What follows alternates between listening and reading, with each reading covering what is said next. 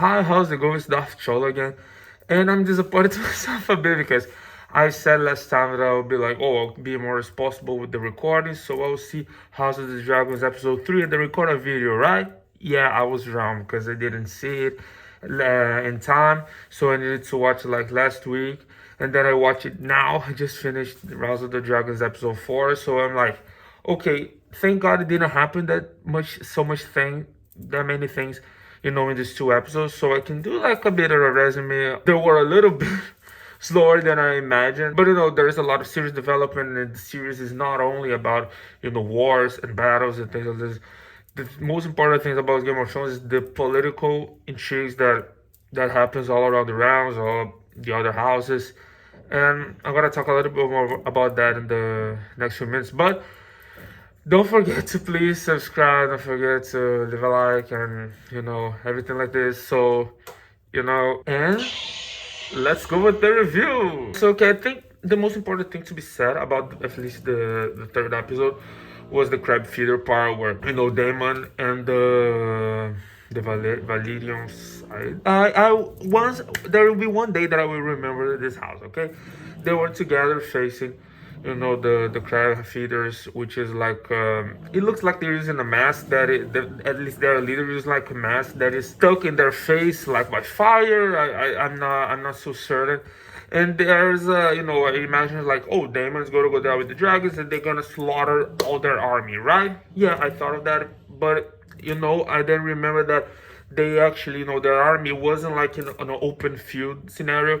They were like in a, it's like a bay and there's mountains, like little cliffs, and then they have like holes in it and then the armies will just go inside, and then when the dragons go there and burst some fires, they will be all protected, and they have like high ground positions, so they can shoot the dragons anytime they want. So the dragons are a little bit, they are not as good as they should be.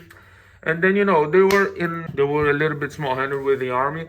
So Daemon is the brother of the king. So he's like, hey, help me out here, because I'm your brother. So give me some army. And then he reluctantly gives some of his army to them, but he gets pissed off. And there were some memes about it, which is like Daemon receives the letter from the king. He reads it, goes like, okay, and he just beats the living hell of his guard. And there was also like a little bit overreacting. Come on.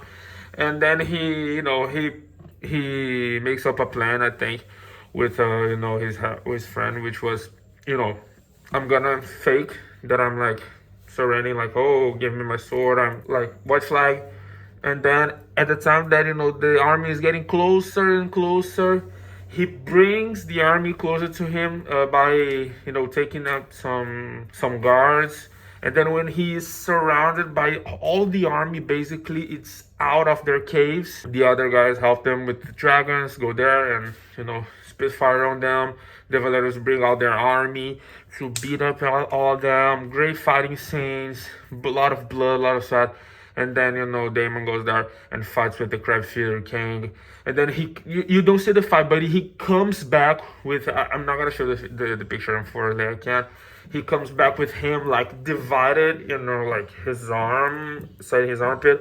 He goes, I think he cut off his chest, and then it's just this part of his body, and he's all painted in blood. And then the fighting is over. This part was great. Showed a lot of how Daemon is a very fierce warrior, and he just he defeats. He's just like Jaime Lannister. And it's a lot of spoiler of the next episode. He just like Jaime Lannister. He likes get around with their own, and at least the part of Rhaenyra and the king, they're celebrating I think it was the birthday of his son, which is already born. Just like they did like a 2 year 3 years time skip. And then now the king has a son, which is Aegon. I think it's Aegon, the name of the king. And if you read about the House of the Dragons, the plot that is related about the book is about Rhaenyra and her brother, facing each other, beating themselves, to rule the kingdom. It's like them faces each other. So we are seeing like the backstory now, and then I think it will develop more, so we can see the finale, them facing each other. I think this is how the series is going. But for now, he's just a baby, and then they were celebrating during a hunt, which is the most boring thing of the war, because the king isn't actually hunting. You know what I mean? Isn't actually hunting. He goes down, he tracks down the deers, but he has help of like 1,000 people, dogs, and then with all of that, he just goes there. They capture the deer. The deer is like stuck, and then he gets like a spear and shing, and kills him like cowardly. It's dumb, It's dumb. Even the king, you see his face. He's like, yeah, just kidding. Hey, like even him doesn't care. And with that, Rhaenyra, it's already been shown around to be, who's gonna marry her, and it was already time to we see the house of the Lannisters again, and then the guy from Lannister, he gives this feud as a present to the king, and then he asks, maybe we should have, maybe I should marry your daughter because then my house is, pretty wealthy, your house is pretty powerful, we together we're gonna be unbeatable. And the king, this king, at least, he knows about the responsibilities, but he respects Rhaenyra so much so that he's at least trying to find the least worst husband for her, which I respect that at least. But and then Otto Hightower, it's trying to manipulate him again, and then it's like, oh, come down, we're celebrating here. Let's just focus on celebrating, and then we think about that, okay? And then he just passes on, and Rhaenyra is pissed off about all of that, and she goes hunting. Not hunting. She goes like with her horse, and then the royal guard goes with her. They go for a walk. She goes on thankful about that, and so already the flirting, indirectly flirting with him. So we kind of see more of that in the next episode.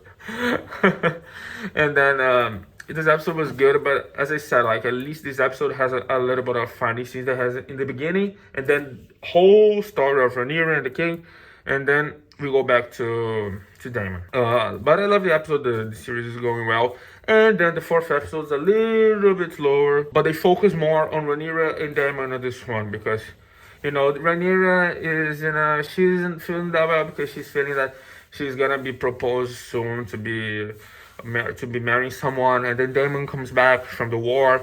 He goes, oh, I'm back, I won the war against the crab feeder, and then she calls Rhaenyra to go for a walk, around the city, but, he has, every time he has second intention, so she goes to like a pleasure house, okay?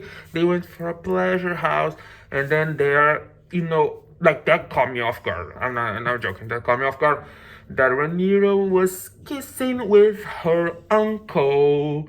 But then I remember that at least in Game of Thrones they remember that for maintaining the the lineage of the Targaryens were used to marrying their own familiars, like uncles with daughters, uncles with nieces, everything that you can imagine, and it wasn't different like this. So even then it's a fictional thing. I was like, that ain't right, okay? And then then she was into it, but Damon, I don't know what happened to him. I think he realized that, oh, I think this is wrong. I'll just go back, and he's not a regular guy. And then the king, and in parallel of that, they are, when Rhaenyra is with Daemon, Alicent is with the king, and this is probably one of the most uncomfortable scenes that I had to watch at least in this series. They're having intercourse, and then she's she ain't feeling it, alright. Even though the king is is very respectful, there's not pleasure in it, I mean. So I think with that, I was feeling for her, and then after that, I don't know why, like Rhaenyra came back from to the castle, because Daemon just abandoned her, and then she found, as I said, they were already having this flirting with Rhaenyra and the guard that she hired, and then they just making out. They had this build up when she was taking off his armor. And she got this in. Holy cow. I was triggered by it because, goddamn, this actress from Rhaenyra is just... And I can say that because she's my age. So, It was, I was watching that. I was like, thank God I'm watching it alone, because if I wasn't my father, I would be like this. This would be a lot of cringer. So it was, it has some pleasure on it. And at least Game of Thrones is back with, the sex scenes already in episode 4, okay? And we see that they have a lot of informants around around the realm. And then Otto has his own, and he saw that Rhaenyra was going out with Daemon from this pleasure house, and then he tells about it to the king. He says, "Oh, she's going out with Daemon. Maybe they, you know what I mean? They had intercourse." And then the king gets pissed off at him, like, "This is impossible. That didn't happen." And then Alicent is hearing. Alicent is the queen, so she goes with her friend to talk about with her. And this is the problem now with them, because they are best friends. At least they were best friends. And then now she's the queen, and then they have like a different relationship now. It's like when you're working with your mother, and your mother is your boss, but she's your mom. So it kind of mixed things up. And with them, it's like they are best friends, but she's her superior now. And this relationship, you see when they're discussing, there's a lot of mixed feelings in it. So when the time goes by, we will see more of this relationship of them just splitting apart, and then they won't be friends anymore. It's just what it is, because without responsibilities, it's gonna happen sooner or later. And then Rhaenyra all the time is saying, like, I didn't have sex, I didn't have intercourse, anything like this with the king. She tells the king, the queen at first, and she promised, like, I promised and didn't do it. But then the king actually believed that, and told Rhaenyra, like, why did you do that? Now there will be a lot harder to for you to marry someone, because now you're not pure, because you had sex. Little did he know that I think they didn't have sex, like they this just make out, but she did have sex with the guard, which, if you think about it, it's way better than the Daemon. But if you're thinking about like power to the kingdom, is she marrying the guard? It doesn't make sense in the perspective of the king. But for her to marry like someone bigger, she needed to be pure. I think that she isn't now. She even brings that out when she's like, "Oh, if I was a king, I would be sleeping with other women. I will be having children that are from a marriage, like hundreds of them," and making a reference, to the King Baratheon. And then she was telling that, I'm a woman, I can do that, but if I was a man, I would. And the king admitted, yes, if you were a man, you could, but you are a woman, okay? You are a woman. The thing is that he doesn't want to change that. She wants it, and this is the thing about it. And then Rhaenyra at least gets a little bit of revenge on Otto Hightower, because he said, like, he's manipulating you. He's getting all this information for you, just trying to make it bad for me to be your heir, and you want me to be your heir. He goes and takes out Otto, which finally, because he got it that he was actually manipulating him. At first was Alicent. Alicent was put there, because Alicent is his daughter. So he put her, to be close with the king, and he was forcing so much to Aegon to be his daughter in the next year, because Aegon is half Targaryen and half Hightower, so it will be great for them. So all these plots are already happening. I'm loving it so far, and I hope the series just develops more, and I want to see more of that. Just remembering, leave a like, subscribe, don't forget to it, and I see you on the next review. And goodbye and peace.